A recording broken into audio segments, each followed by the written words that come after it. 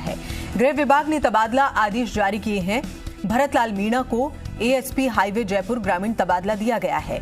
दीपक कुमार को एएसपी फलौदी, विकास नैयर को ASP intelligence training academy भेजा गया है। साथ ही सुरेंद्र सिंह शेखावत को ASP leave reserve ATS transfer किया गया है। इसके अलावा कैलाश सिंह सांधू को ASP CID border intelligence, Naresh Kumar Meena को एडीसीपी अभय कमांड सेंटर जयपुर, साथ ही योगिता मीणा को एएसपी जीआरपी अजमेर भेजा गया। वहीं करण शर्मा की अगर बात करें, करण शर्मा को ASP Rajasthan police academy Jaipur भेजा गया है। सत्यपाल मिड्ढा को एएसपी 8वीं बटालियन आरएसी भेजा गया है। गोवर्धन लाल सुंकरिया और प्रभु लाल धनिया को 10 जून के लिए ये तबादले जो हैं वो निरस्त कर दिए गए। और सीधा रुक कर रहे हैं विष्णु शर्मा, इस वक्त हमारे साथ फोन लाइन पर मौजूद हैं। विष्णु, क्या कह रहे हैं ये तबादले कुछ के रोके गए हैं और कुछ के कर दिए गए हैं? बिल्कुल, अभी तबादलों की एक लंबी लिस्ट जारी होगी। फिलहाल 9 एएसपी के तबादले किए गए हैं। ये आवश्यकता और सिफारिश के आधार पर किए गए हैं। फिलहाल इनमें जैसे करण शर्मा एटीएस में लंबे समय से एटीएस में थे और अब उन्हें अकादमी भेजा गया है। ऐसे ही जो अन्य तबादले बॉर्डर इंटेलिजेंस पर कैलाश सिंह सांधू को लगाया है, वहां पर जरूरत थी, इस जो गतिविधियां इस पर बढ़ी है बॉर्डर पर, इनको लेकर बॉर्डर इंटेलिजेंस पर जो आउटपोस्ट है सीआईडी की, क्योंकि उनके लिए जरूरत था। ऐसे में कई जगह तबादले पर अभी क्योंकि आईपीएस की लंबी लिस्ट आई है, ऐसे में आरपीएस की भी लंबी लिस्ट आने की संभावना है और उसके बाद और तबादलों से देखने को मिलेगा राजस्थान में। विष्णु, आखिर आनन फानन में इन तबादलों की जरूरत आखिर क्यों आन पड़ी? क्या इसके पीछे उद्देश्य है? बिल्कुल, तबादले जहां तक जो अप्रोच या जो सिफारिश होते हैं उस पर भी होते हैं। जो संबंधित अधिकारी हैं वो या जो नेता है राजनेता, वो अपने चहेतों को अपने अपने क्षेत्र में लगाने के लिए भी प्रयासरत रहते हैं और सिफारिश करते हैं। उसके आधार पर सूची जारी होती है, जो छोटी सूचियां होती है, वैसे लंबी सूची जारी होती है। वो एक तरह से व्यवस्थागत परिवर्तन के लिए जिनको लंबे समय से लगे रहते हैं अपने फील्ड में, उनको बदला जाता है या फिर उनके किसी की शिकायत होती है। पर जो ये तबादले जारी किए गए उनमें इस तरह का कुछ नहीं था, केवल सिफारिश के आधार पर या जो लंबे समय से एक जगह टिके हुए। चलिए, इन तबादलों में अभी कुछ और गुंजाइश, कुछ और फेरबदल की अपडेट्स लेंगे आपसे विष्णु। फिलहाल बहुत बहुत शुक्रिया इस पूरी जानकारी के लिए।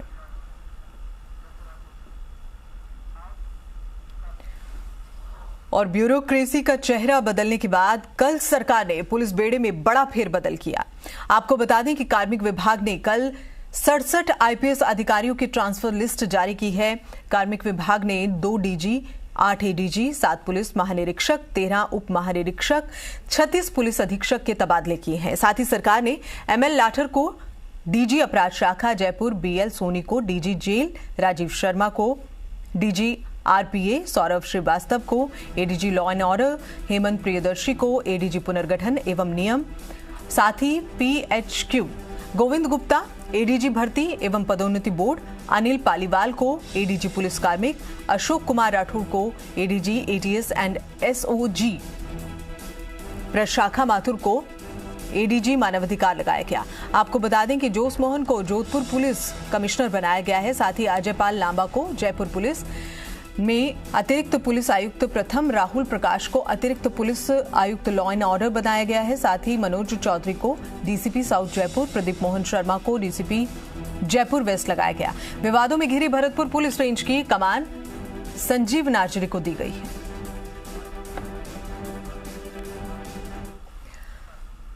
तो प्रदेश में सरकार ने बड़ा प्रशासनिक फेरबदल किया। सरकार की ओर से जारी 103 आईएएस की लिस्ट में 6 आईएएस के तबादलों पर राज्य निर्वाचन आयोग की ओर से रोक लगा दी गई है। 103 अधिकारियों की लिस्ट में आईएएस ऐसे थे जो एसडीएम के पद पर कार्यरत थे। अभी प्रदेश के 129 निकायों में मतदाता सूचियों का पुनर्निरीक्षण कार्यक्रम चल रहा है, जिसमें एसडीएम ईआरओ होता है। मतदाता लिस्ट में काम प्रभावित हो इसके लिए राज्य निर्वाचन आयोग ने आदेश जारी कर दिए हैं।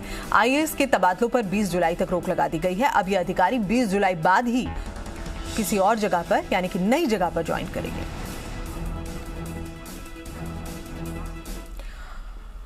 और जयपुर एयरपोर्ट पर कस्टम विभाग ने अब तक की सबसे बड़ी कार्रवाई करते हुए 16 करोड़ रुपए की गोल्ड तस्करी का खुलासा किया है।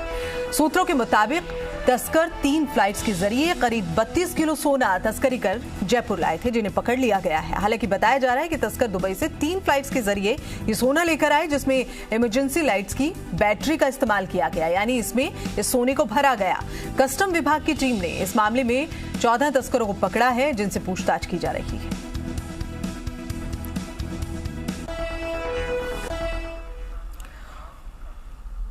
और इस वक्त एक और बड़ी खबर आपको बता दें, कानपुर में कल पुलिस पर हमला हुआ, जिसमें 8 जाबाजों को शहीद करने वाला हिस्ट्री शीटर विकास दुबे की तलाश में अब पुलिस मध्य प्रदेश के बीहड़ों तक पहुंच गई है।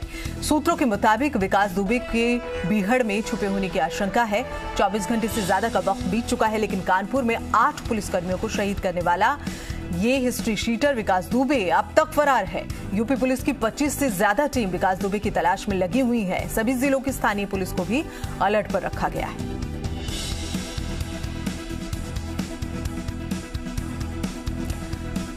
तो आपको बता दें, ये खबर सुर्खियों में बनी हुई है, क्योंकि एक ऐसा शातिर बदमाश हिस्ट्री शीटर जिसका नाम विकास दुबे है, इसने 8 पुलिस वालों की हत्या कर दी है। कानपुर में कल पुलिस पर हमला हुआ, 8 जाबाजों को शहीद करने वाला ये हिस्ट्री शीटर विकास दुबे मध्य प्रदेश भाग गया है, बीहड़ों में छुपा है, ये जानकारी मिल रही है, जिसके बाद पुलिस वहां पर पहुंची है।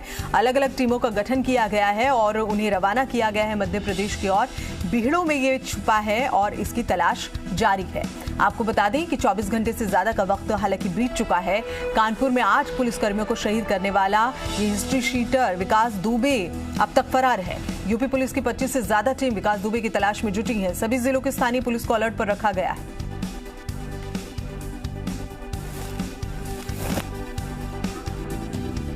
और आइए सीधे रुक करें विशाल की और हमारे संवाददाता इस खबर पर ज्यादा जानकारी के साथ में मौजूद हैं।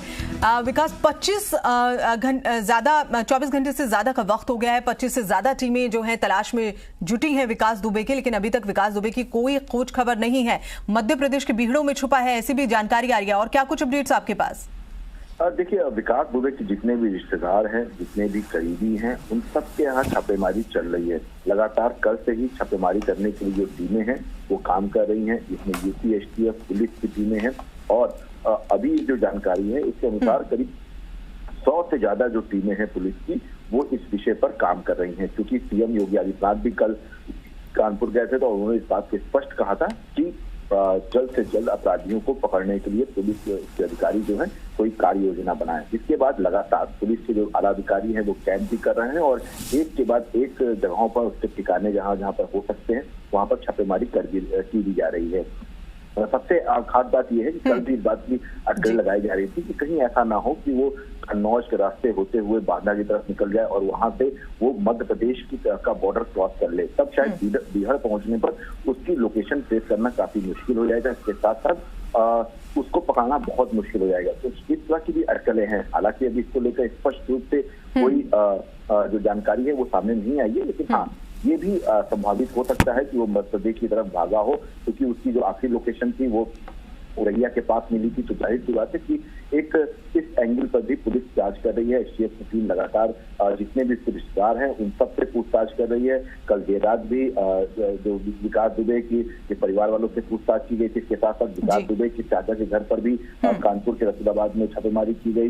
इसके साथ फर्रुखाबाद है, उन्नाव है, लखनऊ है, तमाम वो ठिकाने जहां पर विकास दुबे हो सकता है या जहां से उसकी जानकारी मिल सकती है, वहां पर यूपी पुलिस अपनी कार्य योजना के तहत छापेमारी कर रही है। और इसी कड़ी में ये कह सकते हैं कि फिलहाल यूपी पुलिस लगातार विकास दुबे को तलाशने में जुटी। बिल्कुल विशाल, 24 घंटे से ज्यादा का वक्त हो गया है और जिस तरह से आप जानकारी दे रहे हैं, पुलिस की अनगिनत टीम इसकी तलाश में भी जुटी है और बहुत जल्द इसके पकड़े जाने की जो दावा है पुलिस वो भी कर रही है। आप इस खबर पर अपनी नजर बनाए रखिएगा, अपडेट्स लेंगे आपसे। फिलहाल बहुत बहुत शुक्रिया इस जानकारी को हम तक पहुंचाने के लिए।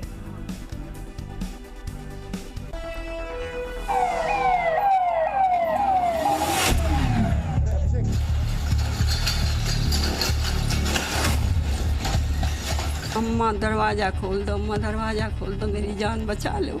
बेटा हमने डर के मारे नहीं खोल।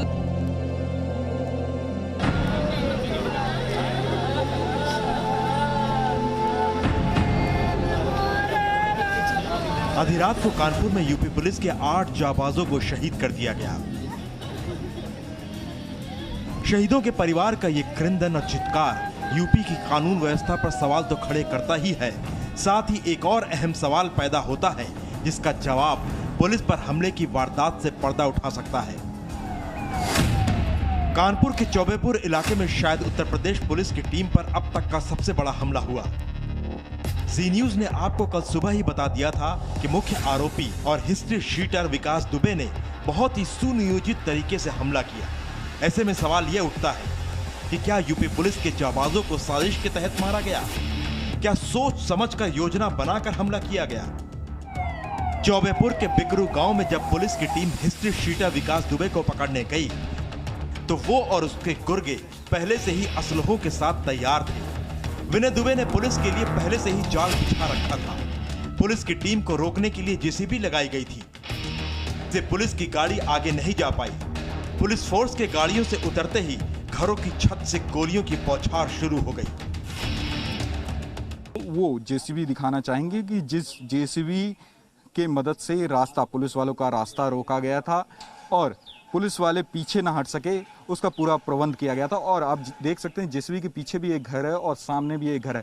सभी में बताया जा रहा है कि सभी में ऊपर छत पर बदमाश छुपे हुए थे और बदमाशों के द्वारा सेमी ऑटोमेटिक राइफल का इस्तेमाल करके अंधाधुंध गोलियां यहां पे चलाई गई। इसका मतलब यह हुआ कि पुलिस की टीम के आने की सूचना विकास दुबे के गैंग को पहले से थी और पुलिस पर हमले की योजना पहले से बना ली गई थी और मकसद पुलिस से बचना नहीं, पुलिस के जवानों को मारना था। चश्मदीदों के मुताबिक बदमाशों ने पुलिस के जवानों को पीछा करके मारा। फिर पुलिस के लोग थे, उन्होंने जरूर कहा मम्मा दरवाजा खोल दो, अम्मा दरवाजा खोल दो, मेरी जान बचा लो। बेटा हमने डर के मारे नहीं खोला कि हमको बचा तो पाएंगे क्या, क्योंकि दूसरे लंगड़े बैठे हैं, बिल्कुल चल नहीं पाते हैं। उसके बाद में भैया क्या हुआ, उन्होंने हाथ पैर जोड़े, लड़कों के नाम लिए, भैया हमें छोड़ दो, भैया हमें छोड़ दो, अब हम कभी नहीं आएंगे। उन लोगों ने भून दिया गोली से। फिर तो सवाल उठता है कि कौन पुलिस पर जानलेवा हमला करवाना चाहता था? पुलिस के आने की सूचना किसने दी? क्या पुलिस महकमे के अंदर ही कोई घर का भेदी है? क्या पुलिस महकमे के अंदर ही कोई आपसी रंजिश चल रही है? क्योंकि जांच जैसे जैसे आगे बढ़ रही है वैसे वैसे चौंकाने वाले खुलासे हो रहे हैं। कानपुर में पुलिस हमले के पीछे चौबेपुर थाना प्रभारी विनय तिवारी की भूमिका संदिग्ध बताई जा रही है। जांच में पता चला है कि हिस्ट्री शीटर विकास दुबे के खिलाफ धारा 307 के तहत एफआईआर दर्ज करने में एसओ विनय तिवारी आनाकानी कर रहा था। जब पीड़ित राहुल तिवारी ने सीओ देवेंद्र मिश्रा से शिकायत की, इसके बाद ही विकास दुबे के खिलाफ मुकदमा दर्ज हुआ। यही नहीं, सूत्रों के मुताबिक जब पुलिस की टीम विकास दुबे को पकड़ने उसके घर गई तो एसओ विनय तिवारी सबसे पीछे चल रहा था। सूत्रों की माने तो एसओ विनय तिवारी पर मुखबरी का शक है। सूत्रों के मुताबिक UP STF SO Vinay Tiwari से लगातार पूछताछ कर रही है। उत्तर प्रदेश के डीजीपी शुक्रवार को बिकरू गांव पहुंचे और घटनास्थल का जायजा लिया। डीजीपी भी मान रहे हैं कि इस हमले के पीछे सोची समझी साजिश है। ये यहाँ पर जो हमारी पार्टी आई थी उसको साजिश के तहत, जैसा आपने देखा है, एक मशीन खड़ी है, अर्थ मूवर मशीन खड़ी हुई है, जिसके तहत उसका रास्ता रोका गया और उनके नीचे आ जाने पर उनके ऊपर अंधेरे का फ़ायदा उठा करके हमला किया गया है। ये जो भी घटना हुई है ये बिना सोची समझी साजिश के नहीं हुई है। हिस्ट्री शीटर विकास दुबे की गिरफ्तारी के लिए पुलिस की टीम लगातार छापेमारी कर रही है। पुलिस को अंदेशा है कि विकास दुबे नेपाल भाग सकता है, इसलिए लखीमपुर खीरी से लगी नेपाल की सीमाएं सील कर दी गई हैं और पुलिस सघन तलाशी कर रही है। वहीं लखनऊ में गैंगस्टर विकास दुबे की मां, जो अपने छोटे बेटे के साथ रहती हैं, का कहना है कि अगर उनका बेटा सरेंडर ना करे तो पुलिस उसका एनकाउंटर कर दे। जब धोखे भागी हो तो काउंटर करिए पुलिस, और हम तो कहते पकड़ लो तब काउंटर कर दो। कैसे उसने बहुत बुरा किया है।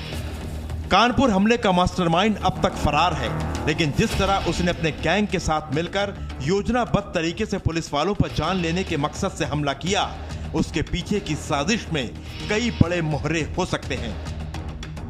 ब्यूरो रिपोर्ट, जी मीडिया। और दिल्ली में हुए दंगों की जांच कर रही दिल्ली पुलिस की स्पेशल सेल ने बड़ा खुलासा किया है। इस मामले की क्राइम ब्रांच जांच कर रही थी और वहीं स्पेशल सेल ने अलग से एक एफआईआर दर्ज की थी, जिसका मकसद दंगों की साजिश का पता लगाना था। उसी जांच में यह खुलासा हुआ है कि दिल्ली पुलिस की स्पेशल सेल का बड़ा खुलासा आपको बता रहे हैं, जिसके अनुसार दिल्ली में हुए दंगों में विदेशी फंडिंग के सुराग मिले हैं। स्पेशल सेल ने अदालत में स्टेटस रिपोर्ट दाखिल करने का आरोपी मलेशिया जाकर जाकिर नाइक से मिला था। पिछले महीने पुलिस ने खालिद सैफी को गिरफ्तार किया था। खालिद ने जाकिर से मुलाकात की थी बाकायदा और खालिद के पासपोर्ट से स्पेशल सेल को यह जानकारी मिली। खालिद को दंगे के लिए सिंगापुर के एनआरआई ने पैसे भेजे थे। खालिद के एनजीओ अकाउंट में जमा हुई रकम खालिद सैफी ने फंड जुटाने के लिए कई देशों का दौरा किया था। खालिद को सिंगापुर और सऊदी अरब से ये पैसे मिले, जिसकी जांच जारी है। खालिद सैफी ने शाहीन बाग में उमर खालिद के साथ बैठक की थी।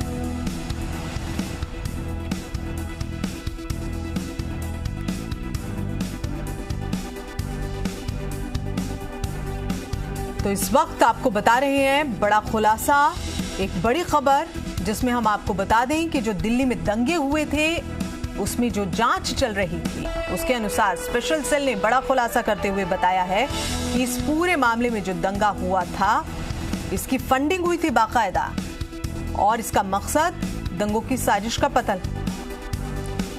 और आइए सीधा रुक करें नीरज गौड़ की ओर। हमारे संवाददाता इसी खबर पर ज्यादा जानकारी के साथ में मौजूद हैं। नीरज, एक बड़ा खुलासा करते हुए स्पेशल सेल ने कहा है कि दंगों की बाकायदा विदेशी फंडिंग हुई थी और क्या कुछ जानकारी अभी सामने आई है? जी बिल्कुल गीतांजलि, मैं आपको बताऊं कि लगातार जो दिल्ली पुलिस स्पेशल सेल है वो इसकी अलग से ही जांच कर रही थी, क्योंकि जो एसआईटी है क्राइम ब्रांच की वो भी एक अलग जांच कर रही है। लेकिन जो दंगों की जांच कैसे हुई थी और कैसे फंडिंग हुई थी उसको लेकर के स्पेशल सेल ने एक अलग एफआईआर की थी और उसकी जांच की जा रही थी, जिसमें बड़ा खुलासा हुआ है जांच में। उसमें ये निकलकर सामने आया है कि खालिद सैफी नाम का एक शख्स है जिसको कुछ दिनों पहले गिरफ्तार किया गया था। उससे जब पूछताछ की गई और उसका जो पासपोर्ट था, जब उसका डिटेल निकाली गई तो पता चला कि खालिद सैफी जो है यहाँ से बाहर गया था मलेशिया में और वहां जाकर के जाकिर नाइक से उसने मुलाकात की थी, वहां से इसको फंड मिला था और भी जो देश है वहां से इसको फंड आया था। इसका एक दोस्त है जो कि मेरठ में रहता है, वहां पर इन्होंने एक एनजीओ चला रखी है, वहां पर ये पैसा आया था। तो सबसे बड़ी बात तो ये है कि किस तरीके से एक पूरी साजिश के तहत दिल्ली में दंगे किए गए थे। और सबसे बड़ी बात ये भी है कि जो ताहिर हुसैन है और उमर खालिद की जो मीटिंग थी जो कि शाहीन बाग में हुई थी, ये भी करवाई गई थी। यानी पूरी तरीके से एक साजिश के तहत इस दंगों को अंजाम दिया गया। एक पूरी प्लानिंग हुई थी जिसमें देश के जिसमें जो और कंट्रीज है वहां पर भी ये लोग गए, वहां से फंड आता है, उस फंड को अलग अलग जगहों पर डिस्ट्रीब्यूट किया जाता है, इसमें कई लोग शामिल होते हैं और फिर एक बड़ी साजिश के तहत दंगों को अंजाम दिया जाता है। जी बिल्कुल, एक बड़ी साजिश साफ तौर पर नजर आ रही है। खालिद सैफी ने जो ये फंड जुटाने की बात सामने आ रही है, इसके अलावा सिंगापुर के अलावा सऊदी अरब से भी पैसों का जिक्र किया जा रहा है। नीरज, क्या ये इसके लिए भी कोई सुराग मिले हैं? इस पर कुछ अपडेट्स? जी बिल्कुल गीतांजलि, अभी फिलहाल जो है स्टेटस रिपोर्ट जो है वो कोर्ट में दाखिल की है और जो हमारे सोर्सेज हैं उन्होंने हमारे को जानकारी दी थी जिसमें ये खुलासा हुआ है कि जो कई कंट्रीज है वहां से जो पैसा आया था, जिसमें सिंगापुर और सऊदी अरब से भी कुछ पैसों के सुराग जो हैं वो स्पेशल सेल को मिले हैं। और सबसे बड़ी बात तो ये है कि जो आरोपी इशरत जहां है और खालिद सैफी को जो पीएफआई है वो सिंगापुर और सऊदी अरब से एक बड़ी मात्रा में पैसा जो है वो इनके अकाउंट में आया था। और इसी के साथ में जो तफ्तीश में ये भी निकल कर सामने आया है कि कई देशों का दौरा किया गया था जहां से फंड जुटाया गया। और सबसे बड़ी बात तो ये है कि जो भगोड़ा है जाकिर नाइक जो कि मलेशिया में है, वहां से इसकी मुलाकात होती है, पूरी एक साजिश को रचा जाता है कि आखिरकार कैसे देना है इस दंगों को अंजाम। और मैं आपको बताऊं कि डोनाल्ड ट्रंप जब भारत आए थे तो उसी दौरान इस पूरी दंगों को अंजाम देना था, जिसमें 23, 24, 25 तारीख थी कि आखिरकार जब इतना बड़ा जब जो कि डोनाल्ड ट्रंप भारत आएंगे तो उस वक्त आपकी निगाहें जो है डोनाल्ड ट्रंप के ऊपर होगी। उसके बाद दिल्ली में इस दौरान दंगे किए जाएंगे, तो कहीं ना कहीं बड़ा एक रूप होगा जिसको तमाम जो देश है वो देखेंगे। लेकिन उसी के साथ ही जो दिल्ली पुलिस थी वो अलर्ट थी, लेकिन फिर भी एक फेलियर रहा था पुलिस का, क्योंकि दंगे जो थे नॉर्थ ईस्ट में लगातार फैलते हुए चले गए थे। 50 से ज्यादा लोगों की मौत होती है, कई गाड़ियों को आग के हवाले कर। बिल्कुल नीरज, और इस पूरे दंगों के पीछे जो बातें निकलकर सामने आ रही हैं, बाकायदा फंडिंग हुई है, बाकायदा सोची समझी साजिश है, ये भी चौंकाने वाली बात है। बहुत बहुत शुक्रिया इस पूरी जानकारी को हम तक पहुंचाने के लिए। और करीब 10 साल के बाद राज्य सरकार ने आम जनता को अपने डॉक्यूमेंट्स को सेल्फ अटेस्ट करने के बाद अब एक और बड़ी राहत दी है। अब लोगों को अपने किसी भी प्रकार के सर्टिफिकेट प्राप्त करने के लिए ई मित्र और सरकारी कार्यालयों के चक्कर नहीं काटने होंगे। आपने आवेदन किए रजिस्ट्रेशन नंबर के जरिए घर बैठे ही A4 साइज पर सत्यापित सर्टिफिकेट प्रिंट कर सकते हैं। ये सुविधा सूचना एवं प्रौद्योगिकी विभाग की ओर से 1 अगस्त 2020 से शुरू की जाएगी। एक बहुत बड़ा बदलाव या एक बहुत बड़ी सेवा 2011 अप्रैल में शुरू की थी, वो थी डिजिटली साइंड सर्टिफिकेट्स की सेवा। इस सेवा के अंतर्गत जाति प्रमाण पत्र हुए या मूल्यवास हुए या और बहुत तरह की सेवाएं हैं, वो डिजिटली सिग्नेचर के माध्यम से, ई मित्र के माध्यम से शुरू की गई थी।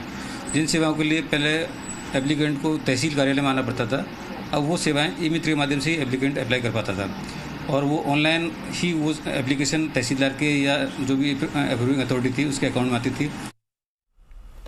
और अजमेर की सिनेवर्ल्ड चौराहे पर शोरूम से निकली कार ने 2 ठेलों को टक्कर मार दी है। इस हादसे में ठेले कर्मी को गंभीर अवस्था में JLN हॉस्पिटल में भर्ती कराया गया। कार की हालत देखकर लगता है कि नई कार चलाकर सीखते वक्त नियंत्रण के चलते ये हादसा हुआ। क्षेत्रवासियों का ये कहना है कि सुबह 2 कार सवार बिना नंबर की नई गाड़ी लेकर तेज रफ्तार से आए और ठेले में टक्कर मार दी और इस दौरान वहां 4 लड़कियां भी खड़ी थीं जो बाल बाल बच गईं। एक्सीडेंट इतना मेजर था कि उसके अंदर एक पोहे का ठेला लगाता है, उसके सिर में बहुत ज़बरदस्त लगी, उसकी हालत बहुत सीरियस है। हम लोगों ने उसको हॉस्पिटल भिजवाया और यहाँ 3-4 लड़कियाँ खड़ी थी, मॉर्निंग वॉक के लिए आई, वो बाल बाल बची है। पोहे वाले का सामान पूरा चौराहे पे है, बिखर गया और स्थिति ये हुई, अफरा तफरी का माहौल हो गया। और कांग्रेस के राष्ट्रीय अध्यक्ष सोनिया गांधी ने प्रधानमंत्री नरेंद्र मोदी को पत्र लिखकर मेडिकल और डेंटल सीट्स को ओबीसी कैंडिडेट्स के लिए ऑल इंडिया रिजर्वेशन को एक्सटेंड करने की मांग की गई, जिसके बाद मुख्यमंत्री अशोक गहलोत का ट्वीट आया है। मुख्यमंत्री ने ट्वीट करते हुए लिखा कि सोनिया गांधी ने जो केंद्र सरकार से मांग की है, सोशल जस्टिस और समानता के अधिकार के तहत स्वीकार किया जाएगा।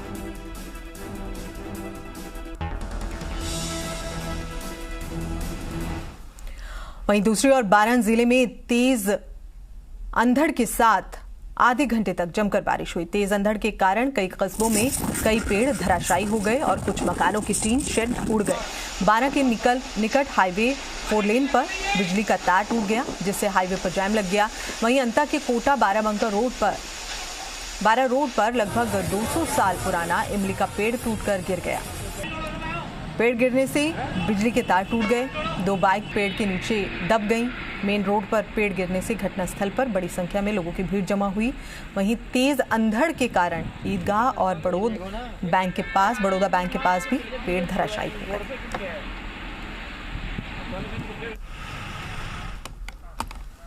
और इसी के साथ बुलेटिन में इतना ही, दीजिए इजाजत, नमस्कार।